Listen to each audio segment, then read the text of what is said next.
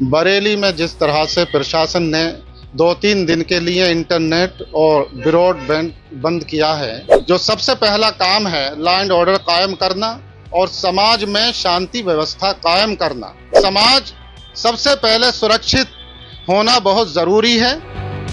बरेली में जिस तरह से प्रशासन ने 2-3 दिन के लिए इंटरनेट और ब्रॉडबैंड बंद किया है, देखिए प्रशासन के लिए जो सबसे पहला काम है लॉ एंड ऑर्डर कायम करना और समाज में शांति व्यवस्था कायम करना।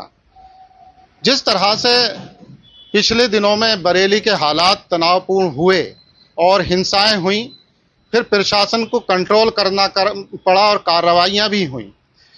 तो कोई भी समाज सबसे पहले सुरक्षित होना बहुत ज़रूरी है।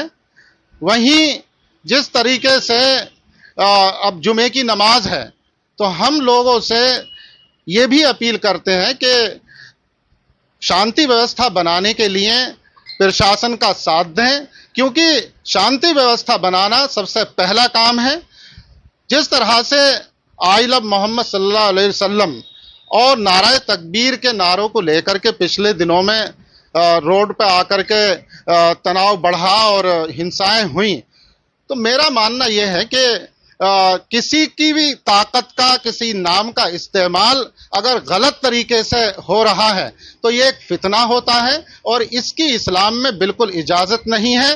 ताकत का और नाम का इस्तेमाल सही तरीके पर हो तब वो ठीक होता है। तो यहाँ जिस तरह के हालात पिछले दिनों में बने, तो ये एक फितने की शक्ल ले रहा था, समाज में फसाद फैलने को था। तो शांति व्यवस्था कायम करने के लिए प्रशासन की कार्रवाई ये बेहतर है और हम यही अपील कर रहे हैं कि सभी लोग शासन प्रशासन का शांति व्यवस्था बनाने के लिए सहयोग करें। असदुद्दीन ओवैसी साहब एक सियासी आदमी हैं और उनकी कोशिशें रहती हैं कि मुसलमानों को डरा करके और वो अपनी पार्टी के लिए मुसलमानों का वोट हासिल करें, ये खास मकसद उनका रहता है।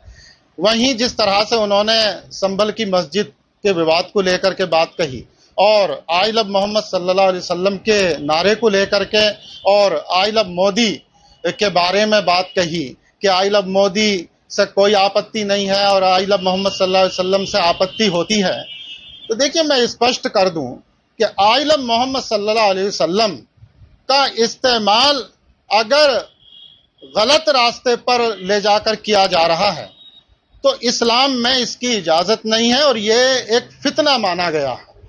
वहीं अगर इस्तेमाल सही रास्ते पर है तब ये जायज है। तो देखिए अगर बात करें आई लव मोदी की, तो यहां मामला अधिकार दिलाने का है। अगर अधिकार दिलाने के लिए कोई काम कर रहा है, कानून बनाए हैं, तो फिर असल मकसद गरीब, यतीम, मिस्कीन के अधिकारों का मिलना है। तो आई लव मोहम्मद सल्लल्लाहु अलैहि वसल्लम का गलत इस्तेमाल वहीं फितना बन जाएगा। वहीं आई लव मोदी अगर उन्होंने अधिकार दिलाए हैं तो ये जायज है, क्योंकि इस्लाम में यही बात कही गई है कि किसी भी ताकत का, किसी भी नाम का सही इस्तेमाल वो जायज होता है और गलत रास्ते पर दुरुपयोग करना वो नाजायज होता है।